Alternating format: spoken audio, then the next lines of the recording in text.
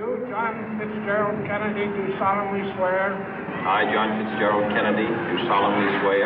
That you will faithfully execute the office of President of the United States. That I will faithfully execute the office of President of the United States. And will, to the best of your ability. And will, to the best of my ability. Preserve, protect, and defend the Constitution of the United States. Preserve, protect, and defend the Constitution of the United States. So help you God. So help me God.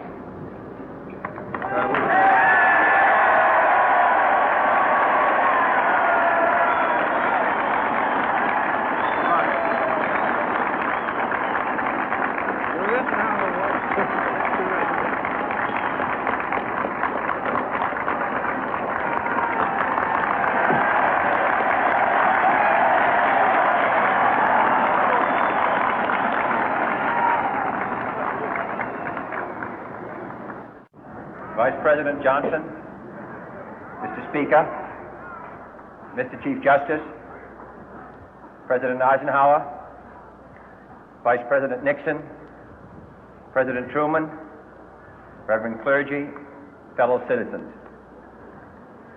We observe today not a victory of party, but a celebration of freedom, symbolizing an end as well as a beginning, signifying renewal as well as change. For I have sworn before you and Almighty God the same solemn oath our forebears prescribed nearly a century and 3/4 ago. The world is very different now, for man holds in his mortal hands the power to abolish all forms of human poverty and all forms of human life. And yet the same revolutionary beliefs for which our forebears fought are still at issue around the globe. The belief that the rights of man come not from the generosity of the state, but from the hand of God. We dare not forget today that we are the heirs of that first revolution. Let the word go forth from this time and place to friend and foe alike that the torch has been passed to a new generation of Americans born in this century, tempered by war, disciplined by a hard and bitter peace, proud of our ancient heritage, and unwilling to witness or permit the slow undoing of those human rights to which this nation has always been committed and to which we are committed today at home and around the world.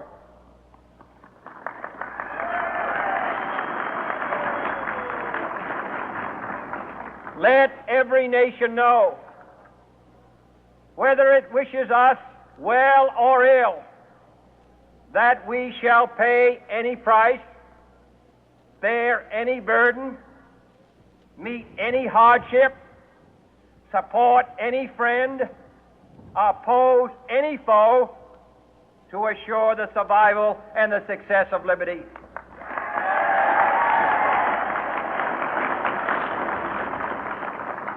This much we pledge and more.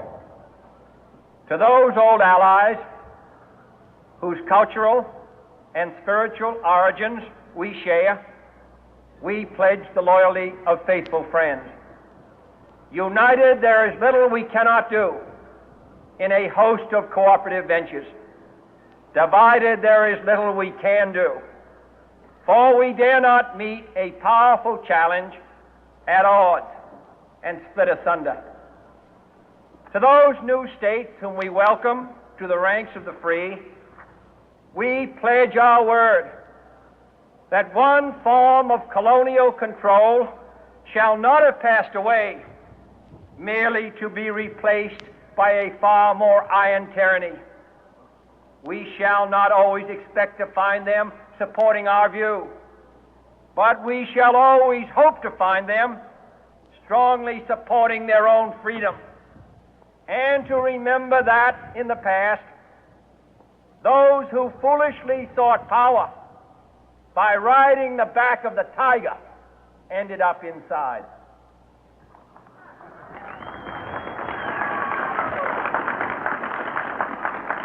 To those people in the huts and villages of half the globe struggling to break the bonds of mass misery, we pledge our best efforts to help them help themselves for whatever period is required, not because the communists may be doing it, not because we seek their votes, but because it is right.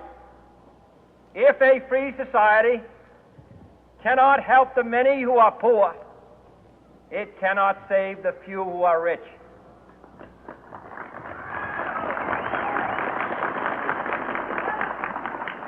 To our sister republics south of our border, we offer a special pledge to convert our good words into good deeds, in a new alliance for progress, to assist free men and free governments in casting off the chains of poverty.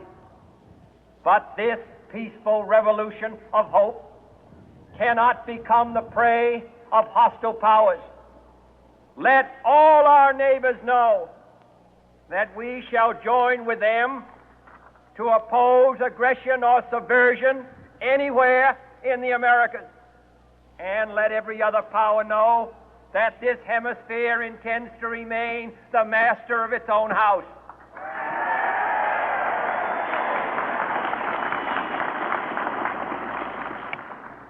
To that World Assembly of Sovereign States, the United Nations, our last best hope, in an age where the instruments of war have far outpaced the instruments of peace, we renew our pledge of support to prevent it from becoming merely a forum for invective, to strengthen its shield of the new and the weak, and to enlarge the area in which its writ may run.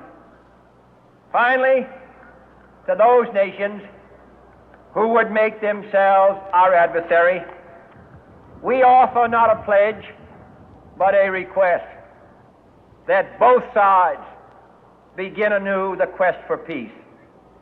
Before the dark powers of destruction, unleashed by science, engulf all humanity in planned or accidental self-destruction, we dare not tempt them with weakness, for only when our arms are sufficient beyond doubt can we be certain beyond doubt that they will never be employed. But neither can two great and powerful groups of nations take comfort from our present course, both sides overburdened by the cost of modern weapons, both rightly alarmed by the steady spread of the deadly atom, yet both racing to alter that uncertain balance of terror that stays the hand of mankind's final war. So let us begin anew, remembering on both sides that civility is not a sign of weakness, and sincerity is always subject to proof. Let us never negotiate out of fear, but let us never fear to negotiate.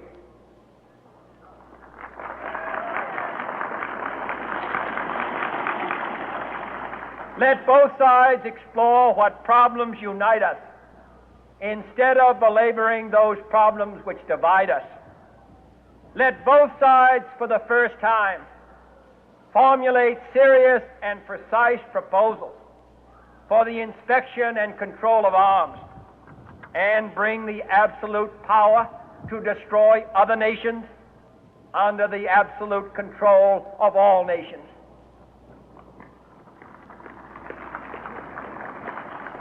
Let both sides seek to invoke the wonders of science instead of its terrors. Together, let us explore the stars, conquer the deserts, eradicate disease, tap the ocean depths, and encourage the arts and commerce. Let both sides unite to heed in all corners of the earth the command of Isaiah to undo the heavy burden and let the oppressed go free.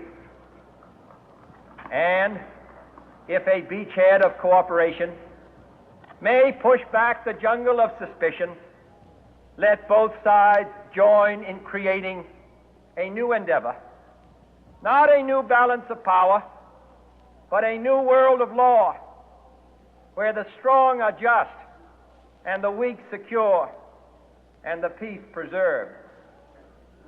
All this will not be finished in the first 100 days, nor will it be finished in the first 1,000 days, nor in the life of this administration, nor even perhaps in our lifetime on this planet. But let us begin.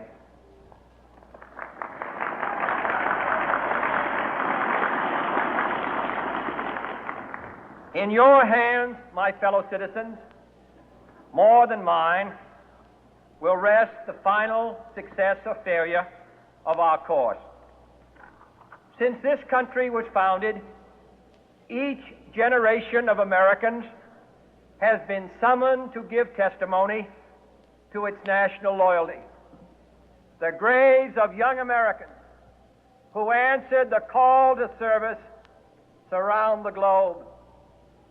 Now the trumpet summons us again, not as a call to bear arms, though arms we need, not as a call to battle, though in battle we are, but a call to bear the burden of a long twilight struggle, year in and year out, rejoicing in hope, patient in tribulation, a struggle against the common enemies of man, tyranny, poverty, disease, and war itself.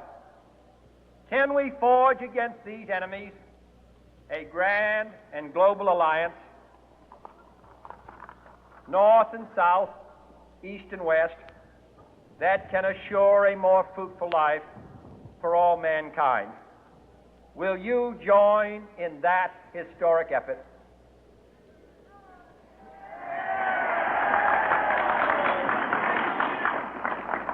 In the long history of the world, only a few generations have been granted the role of defending freedom in its hour of maximum danger. I do not shrink from this responsibility. I welcome it.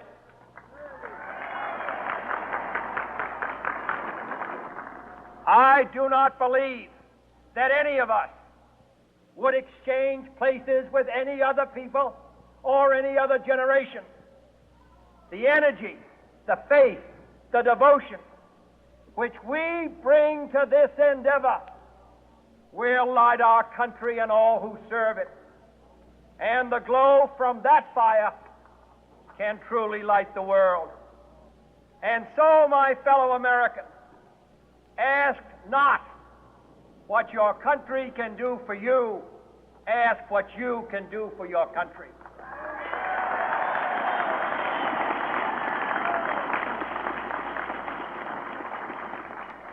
My fellow citizens of the world, ask not what America will do for you, but what together we can do for the freedom of man.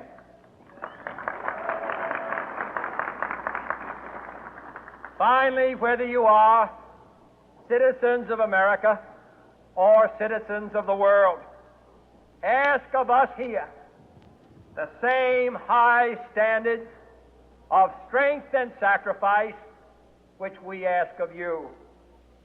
With a good conscience, our only sure reward, with history the final judge of our deeds, let us go forth to lead the land we love, asking His blessing and His help, but knowing that here on earth, God's work must truly be our own.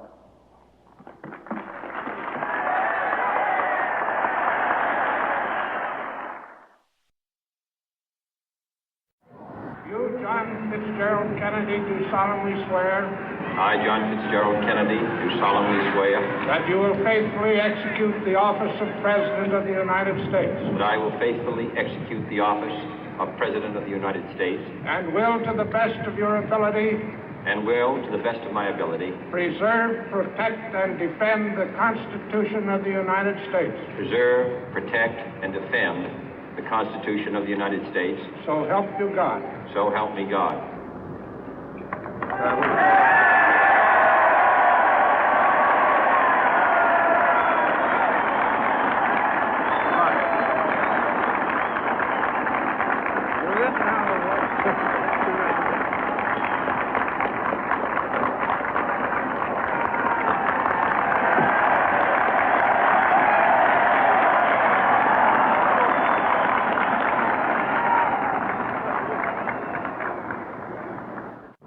Vice President Johnson, Mr. Speaker, Mr. Chief Justice, President Eisenhower, Vice President Nixon, President Truman, Reverend clergy, fellow citizens.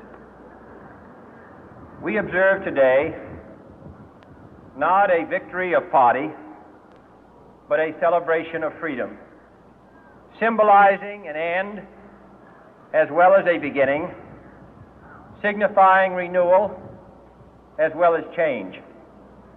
For I have sworn before you and Almighty God the same solemn oath our forebears prescribed nearly a century and 3/4 ago. The world is very different now, for man holds in his mortal hands the power to abolish all forms of human poverty and all forms of human life. And yet the same revolutionary beliefs for which our forebears fought are still at issue around the globe.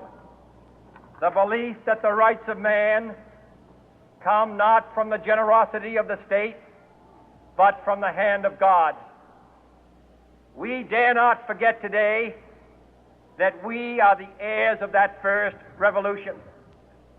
Let the word go forth from this time and place to friend and foe alike that the torch has been passed to a new generation of Americans born in this century, tempered by war, disciplined by a hard and bitter peace, proud of our ancient heritage, and unwilling to witness or permit the slow undoing of those human rights to which this nation has always been committed and to which we are committed today at home and around the world.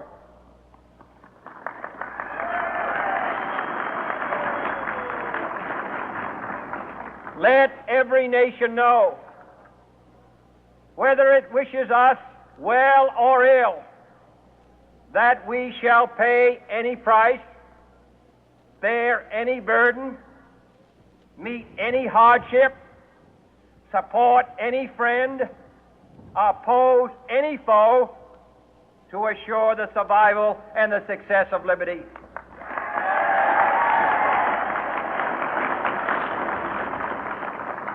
This much we pledge and more. To those old allies whose cultural and spiritual origins we share, we pledge the loyalty of faithful friends. United, there is little we cannot do in a host of cooperative ventures. Divided, there is little we can do, for we dare not meet a powerful challenge at odds and split asunder. To those new states whom we welcome to the ranks of the free, we pledge our word that one form of colonial control shall not have passed away merely to be replaced by a far more iron tyranny. We shall not always expect to find them supporting our view, but we shall always hope to find them strongly supporting their own freedom and to remember that in the past, those who foolishly sought power by riding the back of the tiger ended up inside.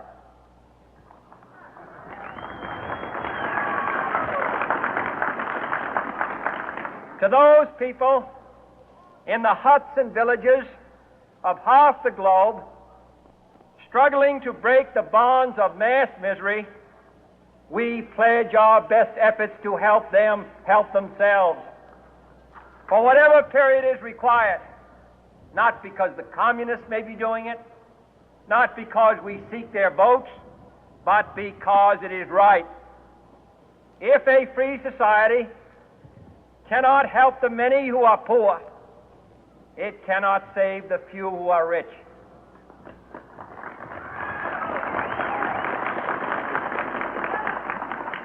To our sister republics south of our border, we offer a special pledge to convert our good words into good deeds, in a new alliance for progress, to assist free men and free governments in casting off the chains of poverty.